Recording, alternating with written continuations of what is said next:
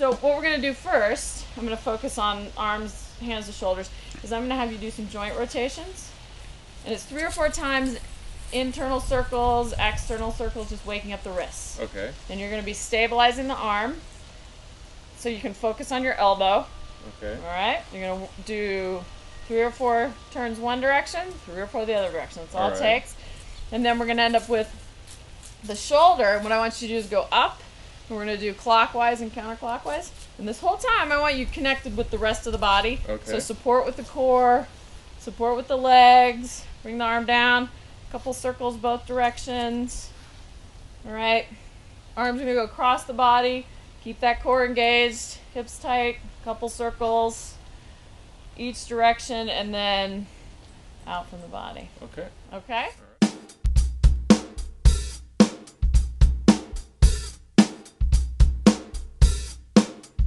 Parade's coming up, which means some airflow. And, oh, you know, this actually takes a little coordination. And It does. it does.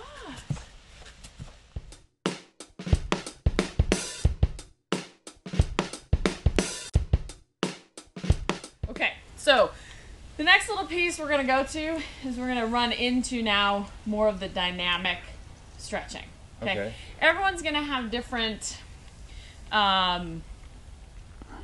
opinions on what exactly dynamic stretching is. What is a dynamic stretching movement, right? But isn't that great about training athletics? There's a whole lot of opinions out there. Yes, very true. So we're just going to go through again. We're going to try to go head to toe. But we're focusing a little bit more on muscles now and ranges of motion. Okay. Go ahead and we're going to start with the head area. So legs tight, hips tucked. This is always a really good stance for any time you're stretching or moving or doing something that's standing. I mean, if we're doing the legs, it'll be a little bit different. Okay? So we want muscle lengthening. Often we want swinging movements when we're talking about arms and legs, but now we're starting to engage more, but always no pain. Okay? Stop in the range of motion of pain. We're still we're approaching this a little differently than people might be familiar with like isometric or active stretching. So we think of active stretching, we think of yoga, Ashtanga, right? That's something we want to do after exercise. Okay? It's too fatiguing to the muscles to prepare us for performance. So we're not looking for something like an active stretch level of fatigue. Same thing with isometric. We might use isometric for rehab, for lengthening muscles, for gaining a lot of range of motion in the muscle. But again, it's relatively fatiguing. And if the muscle is neurologically slightly traumatized or a little weak, you're not going to perform. Those are good stretching modalities, but they need to be used after activity, not in our warm-up. Okay? So this is where the dynamic stretching starts to come into play. So we're looking for things like so, for the neck. So remember, we already did sort of a little extension here. Now we're going to get a little bit more movement, okay? Because blood flow, everything's going, but still lengthen, okay?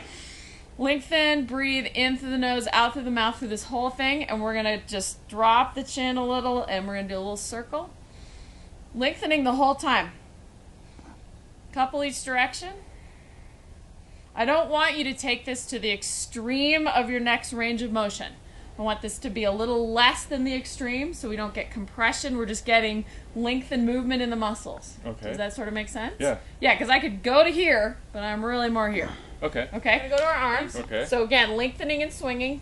In dynamic stretching, we don't want full range of motion the first time. So it's like, here is as far as I can go, but I'm really pulling. So I want to start here.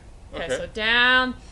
Get your breath involved, up, move, you know, whatever pace is comfortable so you're familiar with it and you can stabilize the rest of the body, okay? Like I might actually start, once I'm 5 or 6 reps into it, going a little faster and a little further, but only if you're comfortable and there's no pain, okay? All right.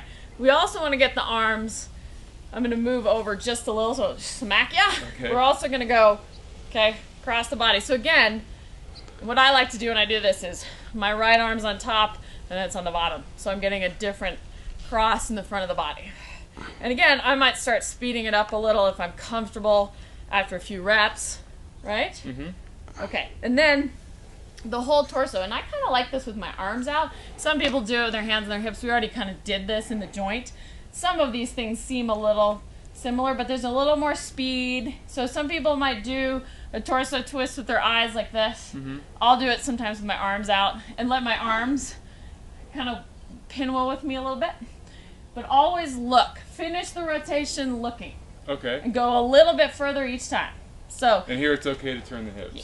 Okay. Let's just get it. Let's just get all the way. But what I would do, what I like to do, if I'm turning to the right, I'm going to take this right knee and push it forward so that my hips are a little bit anchored. Like I'm getting some movement all the way down into that side and on the sacrum, but I don't want to have the movement go as far as the knee. Okay. Is that? Yeah. Yeah, okay. So go to the right and don't go as far as you can initially and look. Okay. And this is getting the whole torso. And then just a little bit further, and you're going to feel, this feels great. I mean, I'm getting a release in my lumbar spine. It's like, oh. Okay. All right. 3 or 4 times each side. And then we're going to get to the legs. And I'm going to say, you're probably going to want to hold on to something for this. Maybe maybe the fence would work. Maybe instead of just, you know, hip stuff like that. Now what we want to do is we want to get a little swing and motion in the legs. Okay, so this is actually the hip, right? But we can swing it a little bit more. Get a little higher in the front and extend it in the back. Keep the standing leg grounded and strong. Perfect. And then you can switch. And if you need to turn around, you can. Or if you still got room, trim my grass for me. Again, you start less than your full range of motion and work into it and work up the speed. Okay. Yeah? Yeah. Capiche? Great. All right, then we're going to go ahead and get a little bit more movement, and we're going to go into half squats. Okay. Okay, so now we're making things a little bit more complex. You're going to go down. Now, my full range of motion on a squat is there, keeping my back in the right position. Okay, so you need to know what your full range of motion is. So if I'm having to bend forward, then... If you're bending forward or losing that lumbar curve, okay, then you've gone past your full range of motion. But with dynamic stretching, if you do it right, do it slowly and steadily, you can increase and maybe open that range of motion. But again, this is not to the point of fatigue. Okay. It's just warming those muscles up, okay? There you go. Now, neutral spine is standing. Try to maintain neutral spine while squatting. Eyes forward. Arms can come out, hips back. All right. That looks good. Okay, so if that is your full range of motion, don't start there. Okay. Right? Go 2/3 of that. Use your breath in through your nose, out through your mouth. If it starts to feel comfortable, speed it up a little bit. And you're going to feel, there we go. Look as you go. Okay. Hey! All right. You got that. Okay, it works. It works. How about that? Okay. All right. So let's stop there. I think that's probably enough for the body. So